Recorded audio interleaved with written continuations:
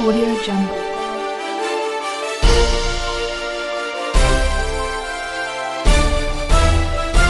Audio Jungle. नागर जी, आज क्या वजह है कि आप प्रेस कॉन्फ्रेंस बुलानी पड़ी आपको? पिछले 2 वर्ष से आईएएस रानी नागर जो कि चंडीगढ़ में पोस्टेड हैं, एक उनके सीनियर आईएएस के साथ विवाद चल रहा है और पिछले 15 दिन से तो वो विवाद इतना बढ़ गया कि खुद रानी नागर ने अपने ट्विटर पे, अपने फेसबुक पे ये लिखा कि मेरे साथ यौन उत्पीड़न हो रहा है, शोषण हो रहा है, मुझे कहीं ना कहीं जान का भी खतरा है, अपहरण का खतरा है। अगर मेरी ये सब बातें नहीं सुनी गई या इसके ऊपर नहीं कोई निर्णय लिया गया तो मैं इस्तीफा दे दूंगी।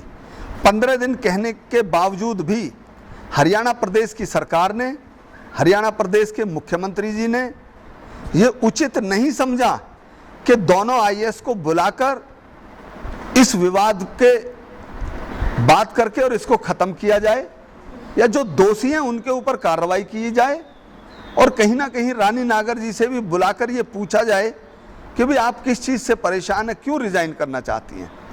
मैं आपके माध्यम से कहना चाहता हूं कि आईएएस बनना कोई आसान नहीं है और बेटियों के लिए खासकर मैं समझ सकता हूं कि उसके ऊपर इतना मानसिक दबाव बन गया था, उत्पीड़न का, यौन शोषण का, जान के खतरे का, कि उसने ये उचित समझा कि मैं रिज़ाइन ही कर दूं। नहीं तो कोई भी आईएएस बनने के बाद रिज़ाइन नहीं करता। और जहां हरियाणा प्रदेश के शहर पानीपत में पिछले दिनों माननीय प्रधानमंत्री जी ने एक रैली के माध्यम से बेटी बचाओ बेटी पढ़ाओ का एक नारा दिया था, आज वो नारा मैं पूछना चाहता हूं कहां है। एक आईएएस लड़की, गुर्जर बिरादरी से बेटी और जो पिछड़ा वर्ग की बेटी है, उसको आज इतना लाचार होना पड़ा, मजबूर होना पड़ रहा है कि वो रिजाइन कर रही है। तो कहाँ गया वो बेटी बचाओ बेटी पढ़ाओ का नारा? आपने अभी कहा कि यौन उत्पीड़न का मामला है और आप दूसरी तरफ कह रहे हैं कि दोनों आईएएस को बुला के बीच बैठे उनका समझौता। यस, पहले एक बार बिठा के बात करना चाहिए और जो दोषी हैं उनके ऊपर उचित कार्रवाई करनी चाहिए। एक मैं आपके चैनल से कहना चाहता हूं कि जो आज इस्तीफा दिया गया है, ये कोई मर्जी से इस्तीफा नहीं दिया गया, दबाव के कारण इस्तीफा दिया गया है। ये इस्तीफा मुख्यमंत्री जी और यह जो आईएएस एसोसिएशन है इनकी, वो इस इस्तीफा को मंजूर ना करें और बिठाकर और इस विवाद पे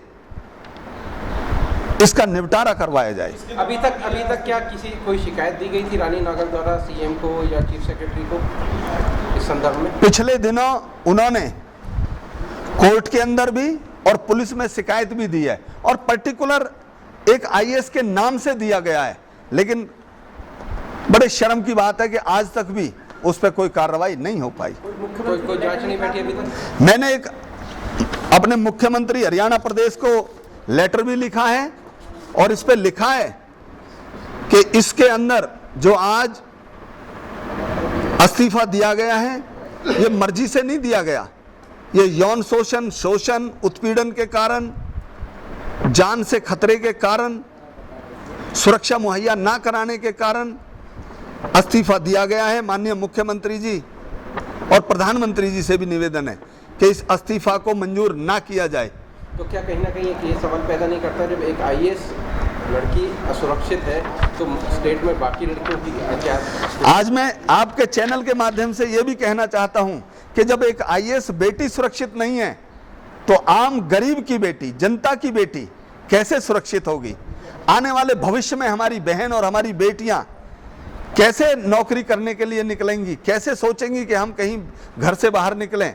क्योंकि जब हरियाणा प्रदेश में आईएएस बेटियां ही सुरक्षित नहीं हैं तो आम बेटियों का क्या हाल होगा? पिछले दिनों एक आईएएस से वीएस कुंडू, उनकी बेटी से बीजेपी के नेता के बेटे ने, पिछले दिनों भी एक आईएएस की बेटी को हरियाणा प्रदेश के एक बड़े नेता के बेटे ही छेड़ रहे हैं सड़क के ऊपर। क्या हाल बना रखा है?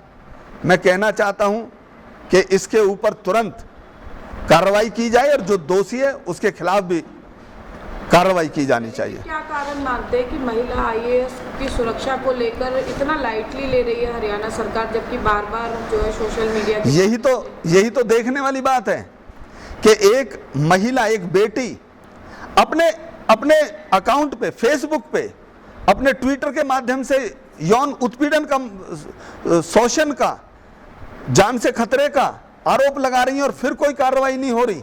मैं इसको ये भी कह सकता हूं कि शायद जिनके घरों में बेटियां नहीं हैं, जिनके बेटी नहीं है, उनके बेटी का दर्द का क्या मालूम। अगर बेटी होती उनके तो उनको दर्द का भी मालूम होता।